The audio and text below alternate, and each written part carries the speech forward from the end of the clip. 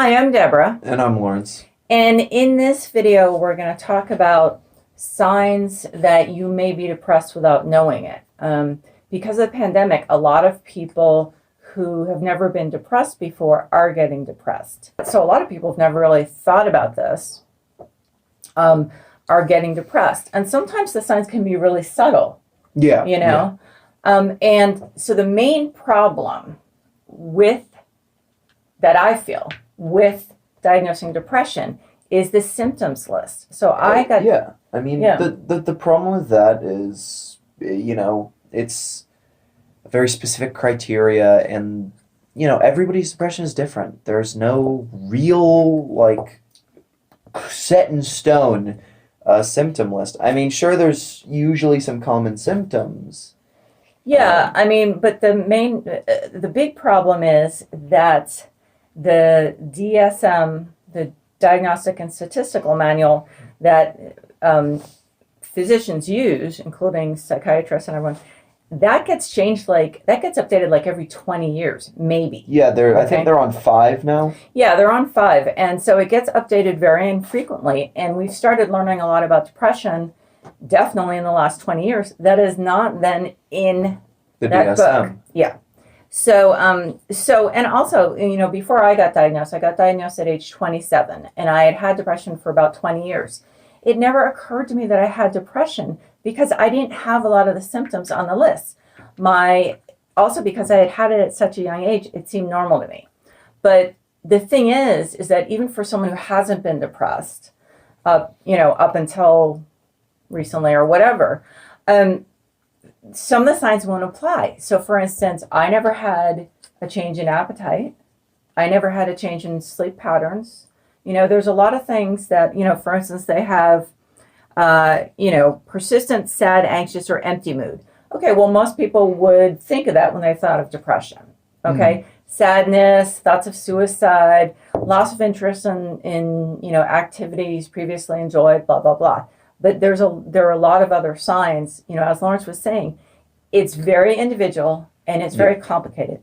Our brains are the most complicated organ we have in our bodies. So it's not surprising that we're still catching up to this. One of the signs that you may have depression is things aren't getting done.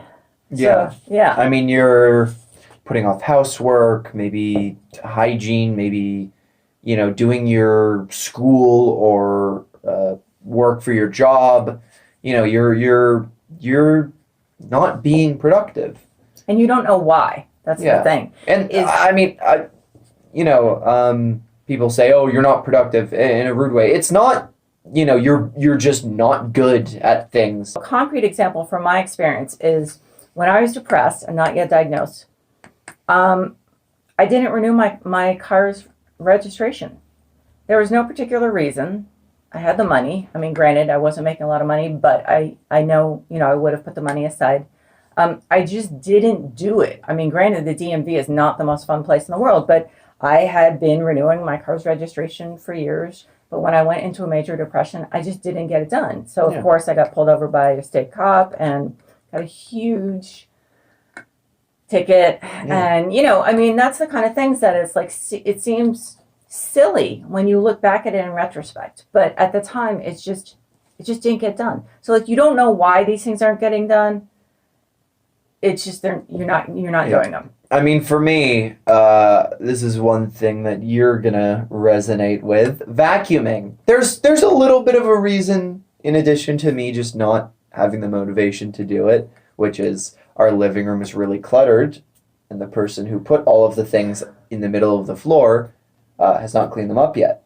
Well, I know you're injured, but I did a huge reorganization. I do have ruptured discs in my back. No, I know that. If that stuff wasn't there, I would clean. But I struggled to find the motivation to. So another sign that you may be depressed without realizing it is that you have various physical symptoms, like stomach ache, headache, somatic or something like that. Yeah, but that's the thing, is that the problem over the years is that people have been told that's psychosomatic, and that's actually a mental disorder, but this is different. When I got diagnosed, or before I got diagnosed, for a couple of years before that, I was going to the doctor all the time because I was having like body aches, stomach aches, headaches, all sorts of stuff. And nothing was ever found with tests and stuff like that. We have started realizing over, I'd say, the last 10 to 15 years that this is a depression symptom. It's just not one that You always is see. on all lists. It started making its way onto lists, but not not necessarily the formal ones. So a lot of people just, it wouldn't occur to them. They're going to think it's a bunch of other things, a bunch of physical a bunch of physical problems. They're going to assume that there's a physical cause, and the doctors just aren't finding it. And actually, it could be depression. Yeah. Another sign that you might have depression is you're irritable for no particular reason. It's kind of like free-floating irritability. I can say that I do get like this sometimes. I just get really worked up and irritable for no good reason. I snap at people for no reason. And usually I'll realize at that point, man, I am angry for literally no reason. And sometimes I'm able to like curb myself, and sometimes I just am fully aware of it, but I can't not be irritable. And then that actually points up one thing. For men, it could be anger, because men tend to have anger when they're depressed more than women do. Maybe the testosterone, I don't know. I don't think we know at this point. But so it could be irritability and it could be anger, and there's no reason. And for you as someone who's depressed, it's very frustrating because you can just be irritable, not at someone, just irritable in general. And, so this is something that can be distressing for people who just, that's maybe they're normally fairly, laid back, easygoing people that don't get, upset about stuff.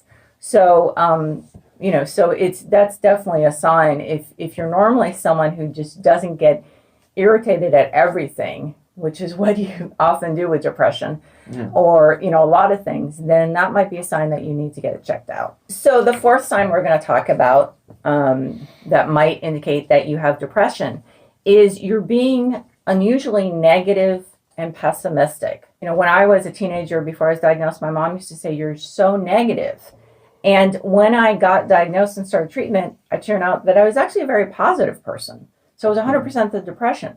So, for instance, let's say, and this is kind of maybe a stupid example, tell me if it is, but let's say a family or friend is, you're trying to decide what you're going to do, an activity together, you're trying to decide what to do, and you just shoot down everything because everything sounds stupid to you, or you're not interested in doing any of it. Yeah. I mean, I actually had something like this happen literally yesterday, where I was hanging out with some friends, and two of them were like, "Well, there's a bowling alley near here. Why don't we go there?" And I immediately went, "No, I hate bowling," which I also legitimately don't like bowling. Which actually, though, but I've done bowling before. In the past. My initial reaction and continuing reaction was I really just do not want to go bowling. So there's actually, there actually is no reason. Like, you can ask yourself, why am I being so resistant with this? Especially, let's say everyone else wants to do it.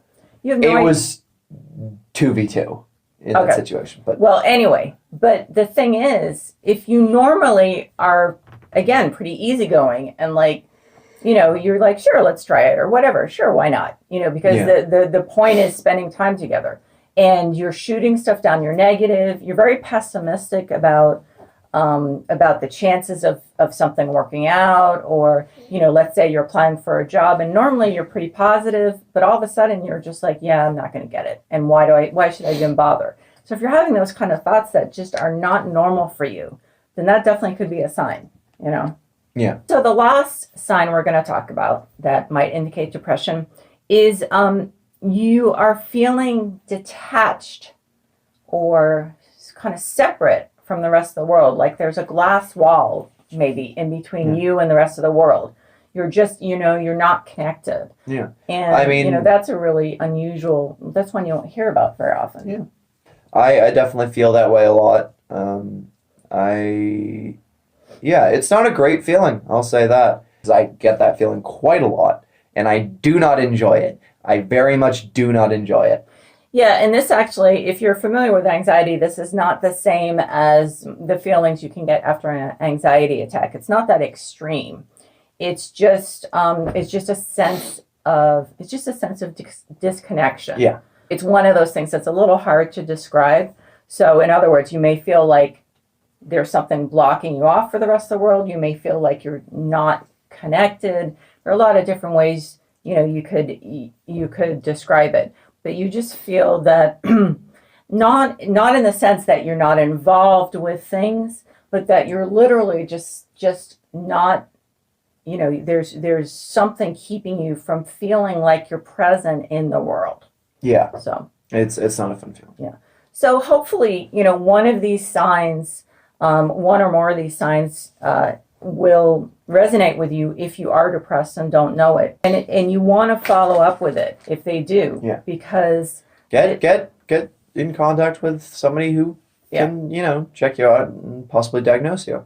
Yeah, especially given what's happened in the last year, there are a lot of people who as I said, who've never been depressed, who are experiencing depression. It can become permanent. I think the way I understand it, the way someone explained it to me, is that it's like neuroplasticity. It's something to do. Neuroplasticity. Yeah. But anyway, your brain can reshape itself. Yeah. So the depression can actually reshape your brain. Okay. So that's actually what happened to me when I went on antidepressants. They said, we're going to take you off them in 6 months. That's what we always do with everyone, to see if then somehow it kickstarts things back to normal. Well, for normal for me, it was 20 years before. So it was really too late. So you don't want that happening to you. We've done a lot of videos about, getting treatment, that you can check out. So, but it's not something that you want to, it's not something you want to ignore. Yeah. Well, if you found this video helpful, and we hope that you did, you can give it a like. If you didn't find it helpful, you can give it a dislike. And if you'd like to say anything at all, you can leave it in the form of a comment. If you'd like to see more of this content, go ahead and subscribe. But in any case, we hope that you have a nice day. Take care.